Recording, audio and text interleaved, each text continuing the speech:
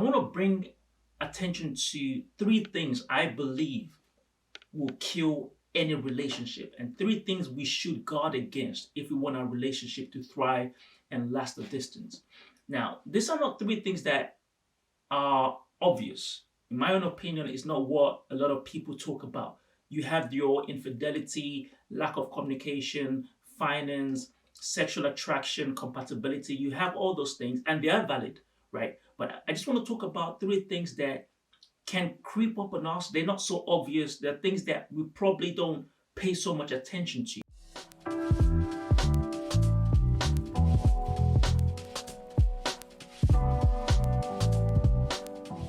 If you're new to the channel, my name is Josh. I give tips on how to date better and how to have better relationships.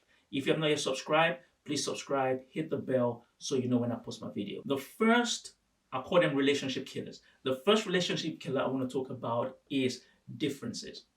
After we've been with somebody for some time, at some point, right, we'll start to see differences. This could be differences in opinion, expectations, sexual compatibility. We'll start to see differences. And with differences, it leads to a lot of conflict because the way we are all wired is we want the other person to understand our point of view. We want the other person to come on our side, see things the way we see it. And when this does not happen, there's a lot of arguments, it's a lot of conflict. Conflict or constant conflict in relationship can lead to separation. When I say separation, it's not like both of you have left the relationship. You're still together, but you're not acting together. You're not working together. It's now separate. And the longer conflict lasts, the bigger the gap. Before you know it, both of you will start acting like roommates or start acting almost like you're single but in a relationship. So if you don't guard against differences, if we don't understand how to manage differences, we are going to find that our relationship is going to hit a rock, and that can lead to that relationship being over or things going wrong in the relationship. And the best way, in my opinion, and from my experience, the best way to deal with differences is number one, acceptance. You have to accept each other for who they are, the way they talk, the way they see life. You have to be open to accepting that. If you can't, then you're going to struggle, or that relationship is going to struggle. The second thing is also to work on how you resolve conflict. So your conflict resolution skills, work on that individually and together, because the longer you have your conflicts and the longer you stay angry with each other, the more you don't talk to each other. So communication starts to dip in the relationship. And when communication dips, you start talking to people outside the relationship. Before you know it, there's that separation. And then people can go off and go and do a madness. And before you know it, the relationship comes to an end. So you have to be able to manage conflict. So two things. Acceptance is number one. Acceptance just keeps you loving the person and keeps you working together, and how quick you resolve your conflict and the best way to resolve conflict. If you do that, then that will help you manage the differences in the relationship. The second relationship killer for me is complacency. Complacency is a funny one because you don't see it coming. It sort of creeps up on you.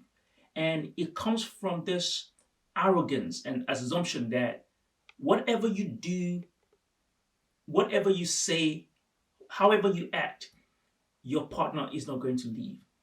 That's where complacency comes from. It's almost like, I know this person so well. I know how much they love me. I know how much they value our relationship, that I can act the way I want to. I can look the way I want to. I can not pay attention to their needs and their desires, or do the bare minimum, or do what I feel like I can do. This person is not going to leave.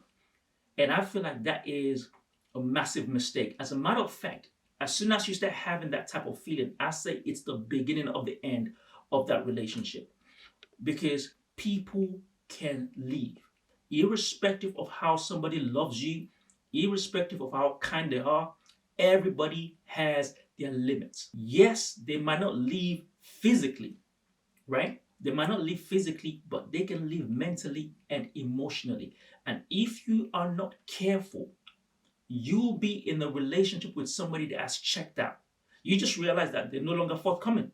You realize that you're pushing them and you're not getting anything out of them. One of the signs that your relationship is headed in the wrong place is when they start using silence as a coping mechanism in that relationship. Silence is important, and sometimes silence is wisdom, right? But when you're in a relationship where your partner just goes quiet, they no longer talk about the needs and the desires that they used to express, know that your relationship is heading in the wrong direction. You might be having your way. You might feel happy that you're doing whatever it is you feel like doing and they're not complaining. But trust me, your relationship is not heading in the right direction. And this silence comes because they've expressed their feelings to you in the past, but you've become so complacent that you feel like, yeah, it doesn't matter. I'll do whatever I want.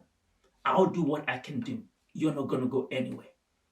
That mentality will ruin your relationship. Because when people go quiet in relationships, when they stop expressing their desires, they stop expressing their needs, they build resentment.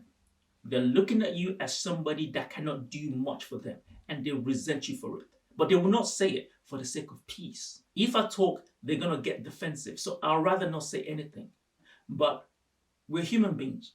Our needs, our desires has to be met one way or the other. And this leads to infidelity. This leads to spending more time with the guys, spending more time with the girls. This leads to working harder than you should. It creates absence in the relationship. And before you know it, you are in that relationship by yourself. Even though they are still present physically, they have checked out mentally, emotionally, and eventually they would leave physically. The third relationship killer is entitlement. A lot of us feel like once we're in a relationship or in a marriage, I'm the wife, I'm the husband, so I deserve XYZ. I should just get whatever it is I want. What it looks like is you are taking more than you're willing to give, and your partner is giving more than they're receiving. Eventually, your partner will see you as a burden or liability in that relationship. Eventually, it might start off fine, they might be fine with it, but eventually, nobody wants to be on the wrong end of the bargain. Nobody wants to feel like they are being cheated in the relationship because they're always giving, you're always taking. You're happy that you're taking, you're happy that you're doing the bare minimum, but the other person is putting in the work. In a relationship, you have to balance the give and take. Okay? There's nothing wrong with you demanding or asking for what you want, but you also have to put in that work. It has to be that balance. And I'm not saying it's always going to be 50-50. It never is. Okay, that's the reality of relationship. But it shouldn't be to the point where your partner feels like they are doing too much and they're not getting enough back. Because eventually their tank is going to run dry. And that's what you don't want. When their tank runs dry, they become frustrated. They look at you like your liability. You're taking more from them. They start to feel like, well, maybe I could be doing more. Maybe I should have more. But if this person is just not sucking out the life out of me, I'll be in a better place. Once again, it builds resentment. You have to be conscious of entitlement. Because if you're not, it's going to ruin your relationship. Leave in the comments your 3 relationship killers, 3 things you feel can ruin any relationship. If you got anything out of this video, if you enjoyed this video, please like, share, subscribe, and hit the bell so you know when I post my videos. Thanks for listening, guys. I'll catch you on the next one.